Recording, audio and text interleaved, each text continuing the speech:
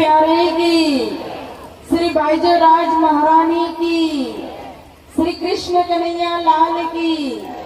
श्री छत्रसाल महाराज की, श्री परमहंस महाराज की, सहस्र सुंदर साथ की, प्राणनाथ प्यारे की। दाम धन्य अक्षरादि श्री राजश्यामा जी, श्री निजानंद आश्रम शेरपुर की ये पवित्र धरती, परमहंस महाराज का ये वार्षिक स्मृति महोत्सव और इस महामती परम पवित्र मंच पर विराजमान परम आदरणीय, परम मननीय, परम पूज्य श्री श्री 180 श्री नारायण जी महाराज एवं समस्त गुरुजन, विदुषी जी, संगीतकार, हमारे मास्टर जी एवं ट्रस्ट के समस्त सदस्यगण,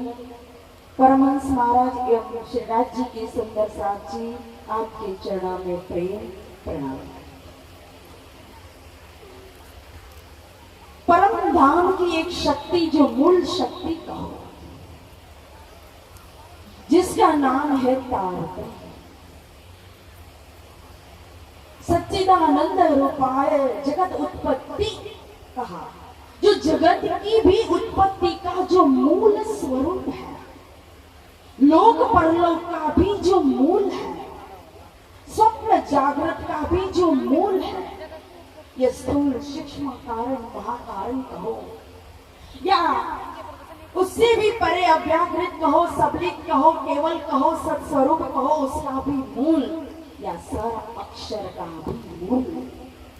वह है सच्चिद और आनंद, सच्चिदानंद स्वरूप।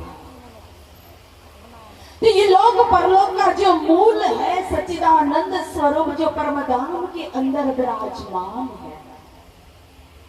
जो सत प्लस चिद प्लस आनंद इक्वल टू सच्चिदानंद स्वरूप शास्त्र के अंदर उनका वर्णन किया। श्री कृष्ण एवं अक्षरातीत सच्चिदानंद लक्षण करके कि सर अक्षर से भी परे, सर अक्षर का भी जो मूल आधार रूप है वो परम शक्ति, वो सच्चिदानंद स्वरूप है, परमात्मा, परम ज्योति, परम धाम, परागति विराजितम, सर्व वेदांत शास्त्र, सर्व शास्त्र सुनिश्चित कहा। सभी वेद पुराण शास्त्र के द्वारा भी निश्चित है कि परमात्मा जो मूल स्वरूप है उपरात पर धाम में विराजमान है। तो यह परात पर धाम जो सर अक्षर से भी परे अक्षरातीत ब्रह्म धाम, जो प्रेम की भूमिका है, प्रेम का अखाड़ा है, इश्क की भूमिका है, और उस परम धाम के अंदर जो हमारे स्वामी अक्षरातीत प्रियतम श्री प्राणनाथ श्री राज महाराज जो सच्चिदानंद सच्चिदानंद स्वरूप कहा, तो उन्हीं के दो स्वरूप कहो, उन्हीं के दो स्वभाव सत अंग और आनंद स्वरूप है। ब्रह्मधाम और ब्रह्म प्रिया इसलिए है क्योंकि सच्चिदानंद स्वरूप परमात्मा अक्षरातीत श्री राज जी लीला प्रिय है, और स्वरूप के बिना कहो कभी लीला नहीं होती है। लीला के अंदर भी आनंद की प्रधानता होती है, तो लीला करने के लिए ही धाम भी है और लीला करने के लिए स्वरूप भी है। इसीलिए उन्होंने अपने ही स्वभाव कहो, अपने ही गुण कहो, अपना ही अंग जो है वो आनंद अंग, और आनंद अंग से ही एक स्वरूप प्रकट कर दिया। वही आनंद के जो स्वरूप है, उन आनंद को स्वरूप का नाम ही है श्री ठाकुरानी जी, उन्हीं का नाम है श्री श्यामा महारानी जी, और वही आनंद के स्वरूप से ही 12,000 ब्रह्म प्रिया है, जो परमधाम के अंदर आनंद की लीला रची महाराज श्यामा महारानी और 12,000 ब्रह्म प्रियाओं के साथ करते हैं। वह जो भी है सत अंग से अपने स्वभाव से अक्षर ब्रह्म को प्रकट कर दिया, आनंद से श्यामा जी को और 12,000 को प्रकट कर दिया, परंतु पूरे परमधाम के अंदर आप देखेंगे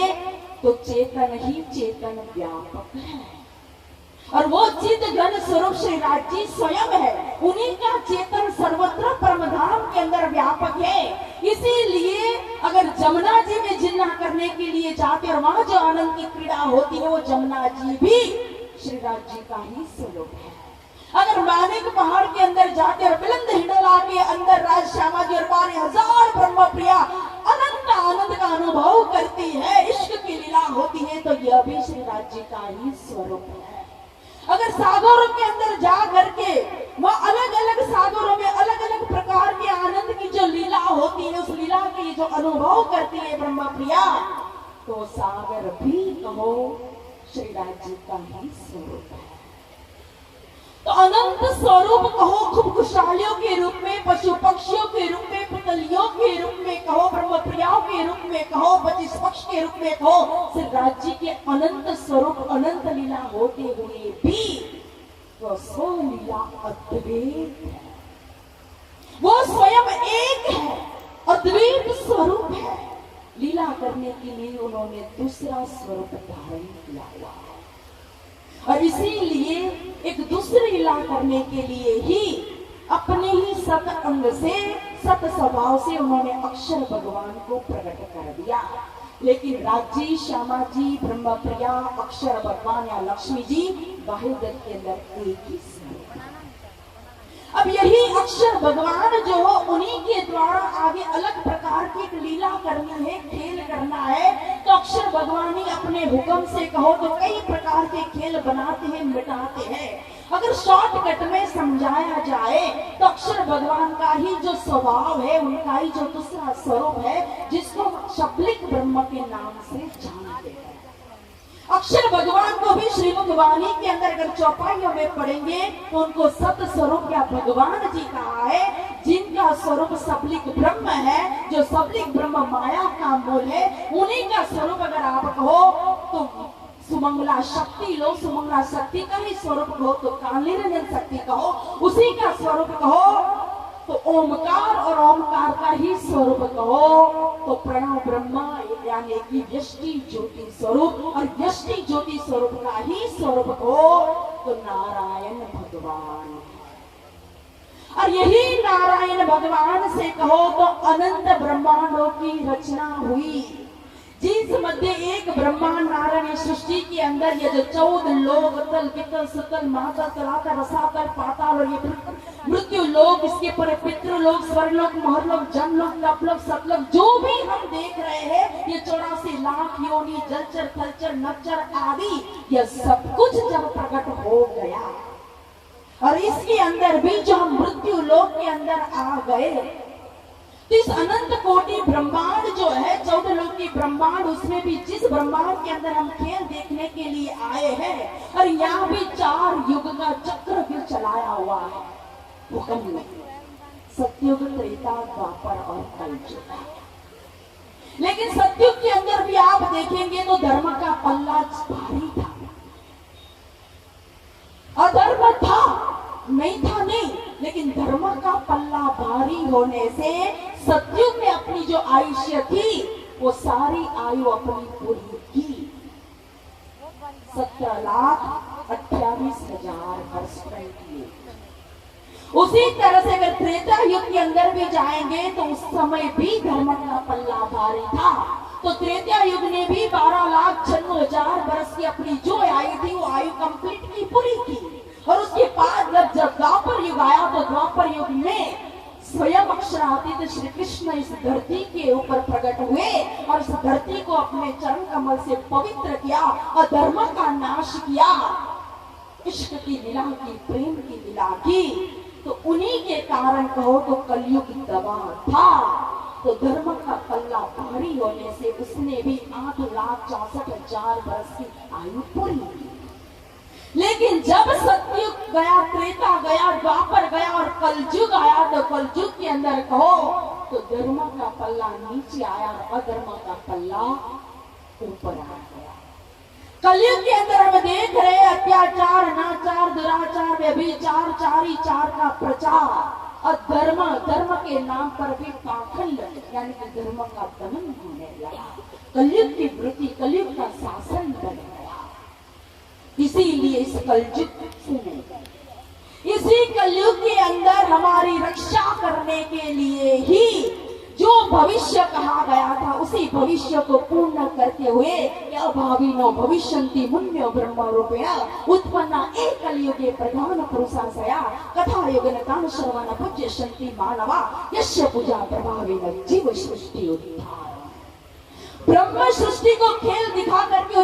उसकी इच्छा को पूरी करके ले जाने के लिए ईश्वरी को भी और साथ में जीवों को भी मुक्ति देने के लिए इस धरती के ऊपर कहो तो रू अल्लाह ने से लगाना चाहिए।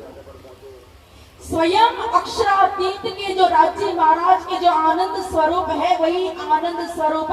इस धरती के ऊपर उनका देवचंद्र जी के रूप में पदार्पण हुआ और धनी श्री देवचंद्र जी पांच शक्ति को लेकर इस धरती के ऊपर प्रकट हुए। श्री धनी जी को जोश आत्म दुल्हन नूर हुक्म बुद्ध मूलवदन ये पांचों मूल श्री महान इन पांचों शक्ति श्री देवचंद्र जी के अंदर जो कार्य कर रही है परम धाम के अंदर अक्षर भगवान की जो बुद्धि थी जिस बुद्धि ने कच्छ देश के अंदर जाकर के 4 साल वेद पुराण शास्त्र कुरान आदि का अध्ययन करके हमें सार तत्व दिया था। स्वयं श्यामा महारानी का स्वरूप है सुंदर बाई की वासना है जो दृष्टा के रूप में है। देवापी राजा का जीव जो है वो कश्मी कर रहा है कई कसौटी करी अति अंदर प्रेम से हमें नाटियों बन और हुक्म कार्यरत है जैसे जैसे सिद्धराज जी अपने दिल में इच्छा प्रकट कर रहे उसी तरह से यहाँ स्वरूप कार्य कर रहा है। और विशेष धनी जी का आवेश था जिस आवेश को लेकर के श्री देवचंद्र जी प्रकट हुए मारवाड़ देश की पवित्र धरती उमरकोट गांव के अंदर और इसी आवेश ने जाकर के आगे दूसरे जामा के अंदर इंद्रावती जी के दिल को अर्श बना करके प्राणनाथ के द्वारा कहो वाणी प्रकट की। पहले सदगुरु के माध्यम से इसी आवेश ने तारतम को प्रकट कर दिया और तारतम के बाद इसी आवेश ने कहो तो तारतम यानी कि 18,000 वाणी श्रीमुख वाणी तारतम सागर को प्रकट कर दिया। अब हमें लगेगा कि ऐसा तो तारतम के अंदर क्या है कि हम इतने गुणगान गाते हैं तारतम की इतनी महिमा बताई हुई है तारतम की परिणाम आवे तो एक ने मुख श्री कृष्ण कहंत ऐसी तो कौन सी शक्ति है तारतम के अंदर है। लेकिन देखिए सुंदर साक्षी जितने भी मंत्र है जितना भी ज्ञान है वो सभी ज्ञान मिलकर एक तारतम को खोल नहीं सकता क्योंकि उनकी हद उनकी शक्ति स्वप्न के अंदर सीमित रह जाती है। यह परम धाम की ऐसी पवित्र परम शक्ति है कि जिस शक्ति के द्वारा सभी ज्ञान सभी मंत्र जितने भी धर्म ग्रंथ है उसके अंदर की जो रहस्य है वो सभी खुल जाएंगे। तो तारतम सबको खोलने की क्षमता रखता है लेकिन सब मिलकर के तारतम को कोई खोल नहीं सकता। तारतम को बल कोई न जाने इसीलिए कहा क्योंकि साक्षात परम ज्ञान की जो स्वरूप है सच्चिदानंद स्वरूप उन्हीं का स्वरूप है तारतम।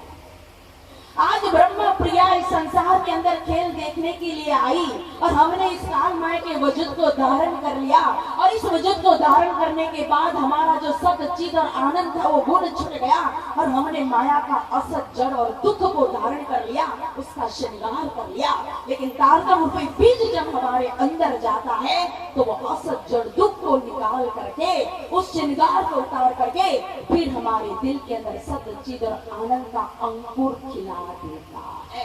मतलब हमारे निज आनंद को प्राप्त करा देता है तारतम। मास्टर जी इशारा कर रहे हैं मैं समझ गई हूँ। प्यारे सुंदर साथी ज्यादा न कहते हुए इतना ही कहूंगी कि यही तारतम परमहंस महाराज ने भी पाया था राम रतन दास जी महाराज। आज उन्हीं के परम पवित्र दरबार के अंदर हम आज बैठे हुए हैं। हर साल उनका स्मृति महोत्सव मनाते हैं। हर साल जब लालदास जी महाराज जी की वितक पढ़ते उस समय परमहंस महाराज की भी वितक हम श्रवण करते हैं। लेकिन इतना ही कहना चाहूंगी मैंने 2-3 दिन पहले आसाम के अंदर परमहंस महाराज जो है उनकी वितक मेरे हाथ में आई और आगे तो मैंने कुछ नहीं पढ़ा लेकिन जो आगे का था उसके अंदर मुझे 2 शब्द जो पढ़ने के अंदर मिला जो मुझे बहुत दिल को छू गया मैं वो आपके सामने रख रही हूँ। उन्होंने कहा अगर साधक है आप और आपका लक्ष्य साध्य तत्व प्राप्त करना है, परमात्मा को प्राप्त करना है, प्रियतम को पाना है, तो साधक को हर पल अपने आप के ऊपर निरीक्षण करना चाहिए, वॉच करना चाहिए, अपने आप के अंदर हर पल देखना चाहिए कि कहीं हम कहीं धोखा तो नहीं खा रहे, अपने आप से छल तो नहीं कर रहे, कहीं मायावी उपद्रव के अंदर तो हम फंसे नहीं है। दुनिया को उपदेश दे दे, दिन रात हम श्रवण करें सत्संग को, लेकिन आज दिन तक हमने अपने जीवन के अंदर क्या किया है, क्या लिया है, क्या बनाया है। तो बहुत सुंदर बात उन्होंने बताई थी कि एक जो चक्की होती है, वो चक्की के दो पड़ होते हैं, और पहले के जमाने की परमहंस महाराज तो समय के थे, तो उसी समय की बात की हुई है कि दो जो चक्की के पड़ है, उस पड़ के बीच में अगर आप अनाज डालोगे, गेहूं के दाने डालोगे तो पिसे जाते हैं, लेकिन जो दाने तिल के साथ सट जाते हैं वो कभी भी पिसा नहीं जाता है। यह संसार भी एक चक्की है, और इस संसार रूपी चक्की के अंदर हम सब मनुष्य पीस रहे हैं। अगर हमें इससे बचना है, इस चक्रव्यूह से, तो हमें परमात्मा रूपी श्री राज्य रूपी तिल का सहारा लाना पड़ेगा, और उस परमात्मा श्री राज्य प्रियतम सट जाना पड़ेगा, मतलब कि उनको समर्पित हो जाएंगे, तो चाहे कितनी भी चक्की पिसी जाए, ऐसा दाना, फिर कहा लोहे का दाना बन जाओ, और लोहे का दाना कितना भी आप पीसो चक्की को फाड़ देगा, लेकिन वो दाना कभी भी पिसा जाता नहीं है। इस संसार रूपी चक्की के अंदर तारतम को, कवच को धारण करके श्री नाथ जी के चरण में अपनी आत्मा को समर्पित करते हुए लोहे के दाने बनना है, ताकि संसार के कैसे भी तूफान लहरें आए, कितना भी उपद्रव आए, लेकिन वो हमें फाड़ न सके, तोड़ न सके, और हम सरलता से तारतम के सहारे ईश्वर और ईमान रूपी पाठ लेकर के अपने लक्ष्य, अपने गंतव्य स्थान, अपने प्रियतम उनके चरण कमल में जा जाए, पहुंच जाए।